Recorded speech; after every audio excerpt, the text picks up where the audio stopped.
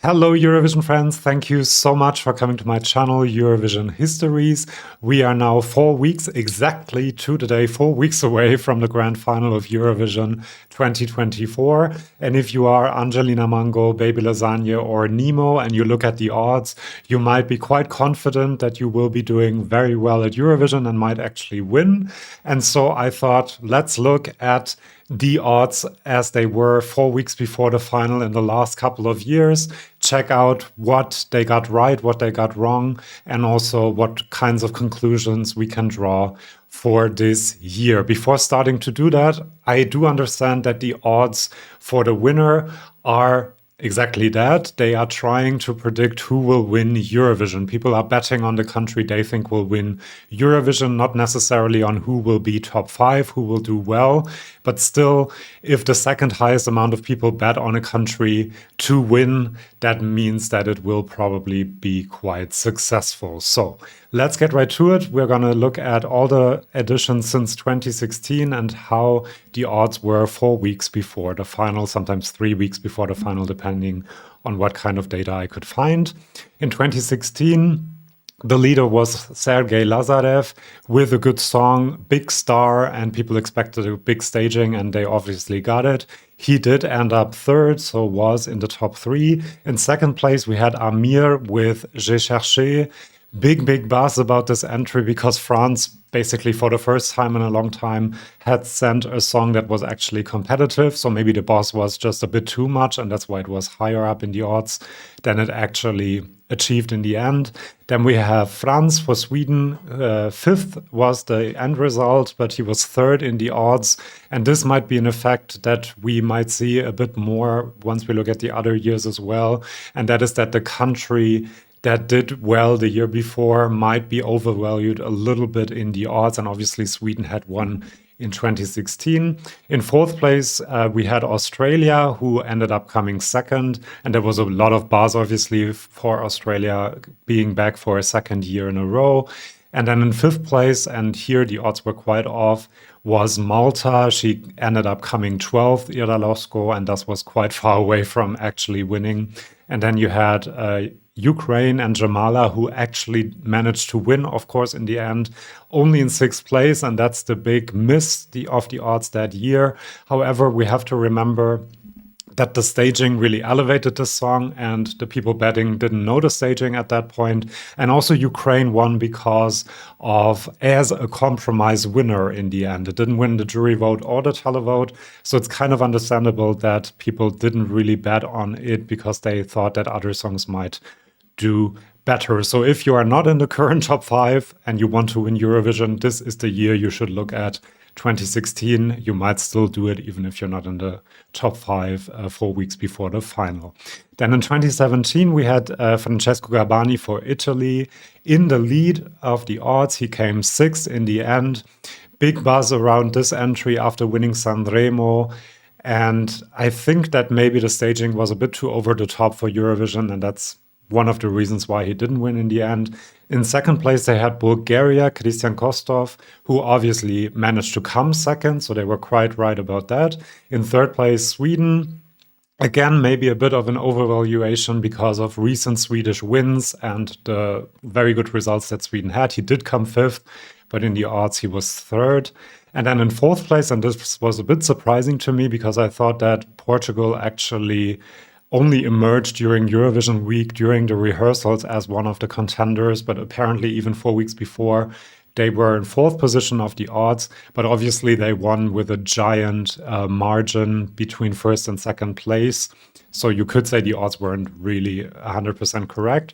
And then Belgium in 5th place, and they actually managed to come 4th. The big miss that year was Hey Mama from Moldova, that weren't even close to the top 5 in the odds in 2017. And here you might also see, with Portugal being lower than in the end result and Moldova being out of the top 5, that sometimes the genre of the song, if it's not pop, not mainstream, the odds might undervalue it a little bit because people betting 4 weeks before the final are mostly Eurovision fans as well, and they have a certain style of music that they like, not in general, of course. Especially if you watch this channel, you know that that is not true. But in general, I think genres that are a bit different and don't usually do that well in Eurovision, people don't bet on as much. In 2018, the odds got the winner right with Netta for Israel, first in the odds and first in the competition. Second place was completely off. They thought Equinox for Bulgaria might actually win.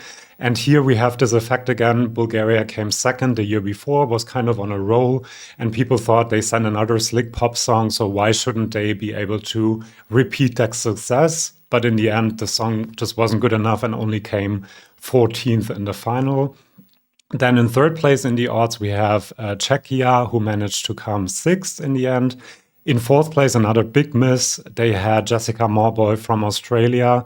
It might be that the vocals on the night were just not very good, and people couldn't really predict that just from the song. The song itself is quite okay. It's mainstream pop, so might be overvalued because of its genre. And then in fifth place, they had Estonia.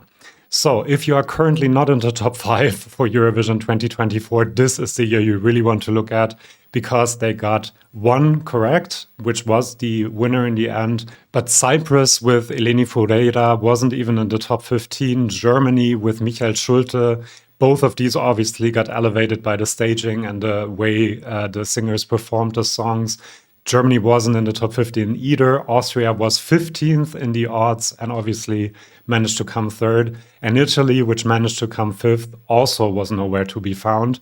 So this is really the year where the odds were quite off. Actually, the most out of these 7 we're going to look at. 2019, quite the opposite. The odds got the winner right, Duncan Lawrence, first in the odds 4 weeks before the final, and obviously he managed to win. Switzerland was second. This might be the Amir effect a little bit, the buzz about Switzerland finally sending a song that is competitive. In third place, you had Sergei Lazarev, who managed to come third, so the odds were quite right about that. Mahmoud in Italy in fourth place managed to come second. Italy is an interesting case. Sometimes it's a bit overvalued, sometimes it's a bit undervalued, so we can't really say that the odds always love Italy and always overvalue the country and its songs, even though they are Sanremo winners, and people might think if they won Sanremo, they will also be able to win Eurovision. And in fifth place, you have John Lundvik for Sweden, who actually managed to come fifth. And this is the year where the odds were actually right about all of the songs in the top 5 and the winner as well. So if you are in the top 5 in 2024, that's the year you want to see a repeat of. In 2021, we had Malta in the lead. We now know that that might not have been as organic as some of the other odds we have seen. In the end, Destiny managed to come 7th. The odds had France in second place. Also a bit surprising to me. I thought that only happened after the rehearsals. But obviously, Barbara Pravi came second. Third for Switzerland, which also was correct. And here you see that another Italian entry is a bit undervalued. And again, this is a genre, rock, that Eurovision fans don't usually go for 100%. And people might also think is not Eurovision enough to actually do well. And it was in fourth place in the odds.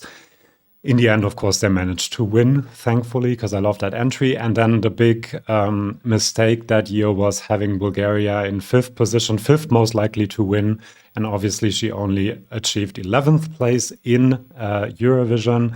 However, Iceland with Daði and also Go A were quite undervalued and were not in the top 5. Again, Go A, a genre that people might not have thought might do well in Eurovision. It's also quite noticeable, actually, that the jury result is more reflective of the odds than the televote results. You can see that here, Italy, Ukraine did really well in the televote, and Malta, France, Switzerland did very well in the jury vote.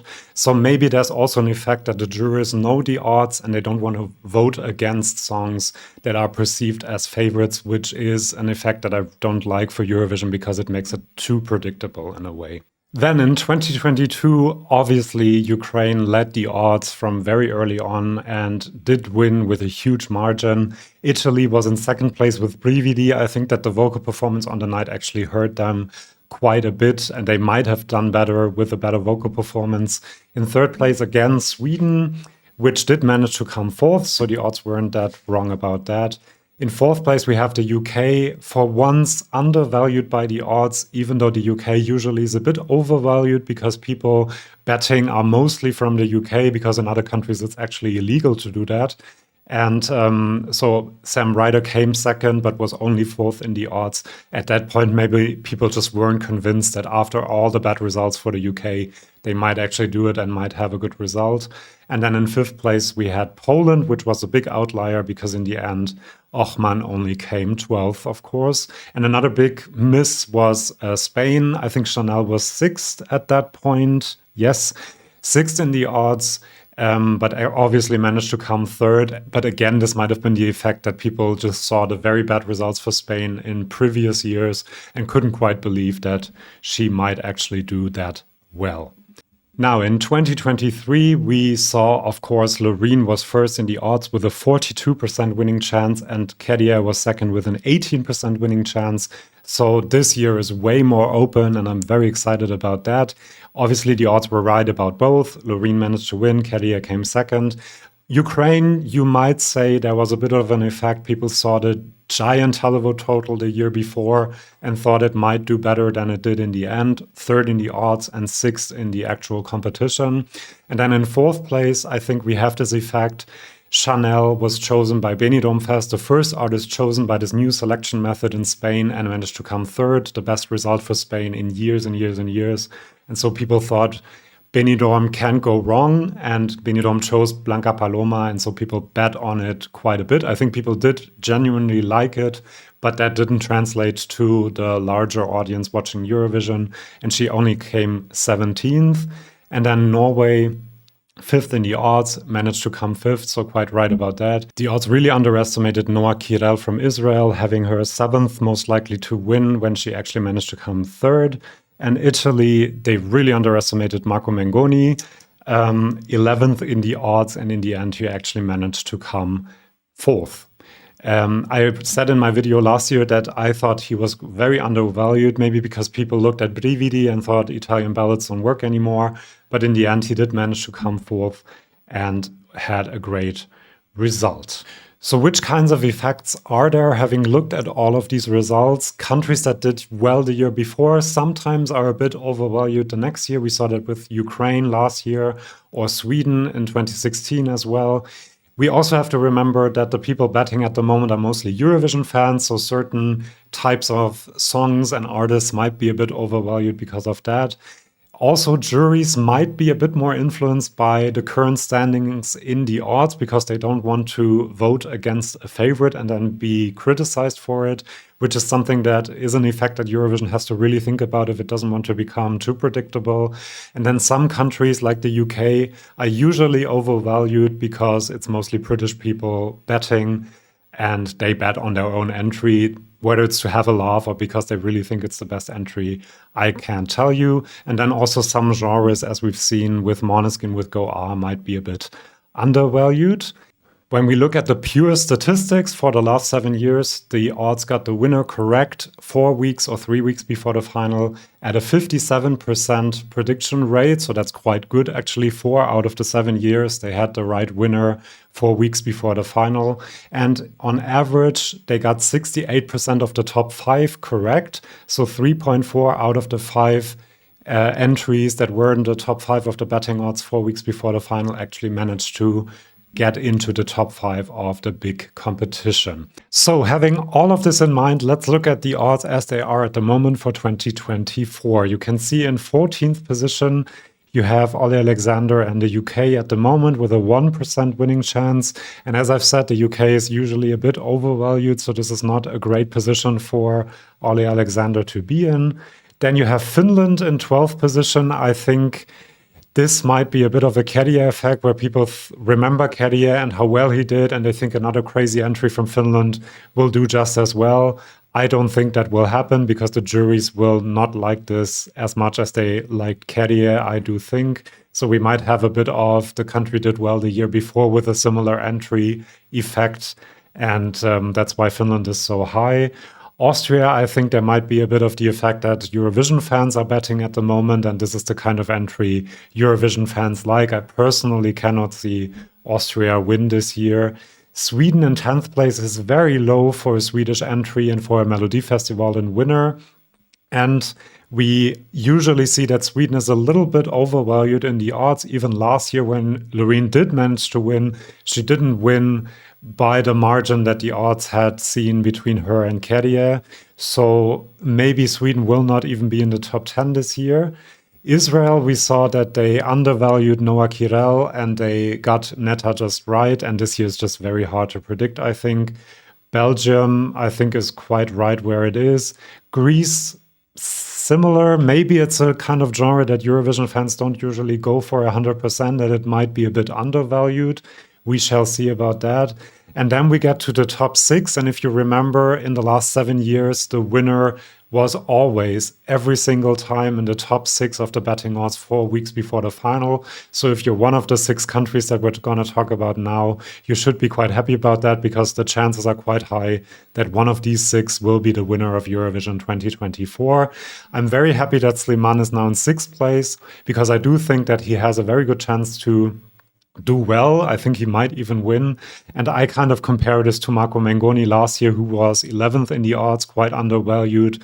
A great ballad, one of the only ballads that year by a professional singer with a great voice. And that is true for both Marco Mengoni and for Slimane. So maybe the odds are undervaluing Franz and Slimane here quite a bit. Then in 5th position, we have Joost Klein with Euro Papa. I think there might be a little bit of a Kerje effect as well. People remember Kerje doing so well last year, and they see similarities in the genre and in the type of performance that we might see from Joost Klein. However, there's the opposite effect, that the people betting at the moment are not the usual fan base of this type of song and this type of genre. So I think in the end, the odds might be quite right about the Netherlands at the moment. Then for Ukraine, we have seen last year that they were a bit overvalued, because people remember the huge win in 2022. Maybe that is still happening, but I also do think that the song deserves to be where it is in the odds. It is my predicted winner at the moment for Eurovision. If you are interested in my predictions, watch the Eurovision winner prediction. In 3rd place, we have Italy with Angelina Mango. Italy has been undervalued sometimes, like last year, overvalued in other years. Maybe there's a bit of an effect that we didn't see Marco Mengoni doing so well last year. So maybe this year we want to bet on Angelina Mango. But overall, I still think that she has quite a good chance of doing really, really well. So it makes sense where she is in the odds. For Croatia, again, a bit of a Kerje effect, maybe, people thinking that this genre will do well. However, we also have the effect that Eurovision fans usually don't go for this kind of genre. They seem to be going for it this year. Maybe things are changing. And so there are different effects that I can see. And I think that Croatia is actually in the right place in the betting odds. Switzerland, however, the people betting are Eurovision fans. They might be connecting to the message more than the average viewer. They might like the mainstream pop song aspect to it, even though it's a very experimental song as well. But Eurovision fans also go for that, while the casual viewer might be a bit overwhelmed. And so maybe Switzerland is a bit overvalued by the odds, but still it also makes sense that they are currently number 1 with Nemo and the Code. And again, if you're in the top 5 at the moment or top 6, you can look at the last 7 years and say, well, it is quite probable that the winner of Eurovision will be Switzerland, Croatia, Italy, Ukraine, Netherlands, or maybe even France. Thank you for watching this video. I hope you had fun. I definitely had fun making it. And please do subscribe to my channel. I will be looking at the odds regularly and refer to this video if I talk about something. So if you want to keep updated, do subscribe. There will be lots of videos during Eurovision week and the weeks leading up to Eurovision. I have lots of ideas. So do subscribe and come back for my next video. See you then, and bye-bye.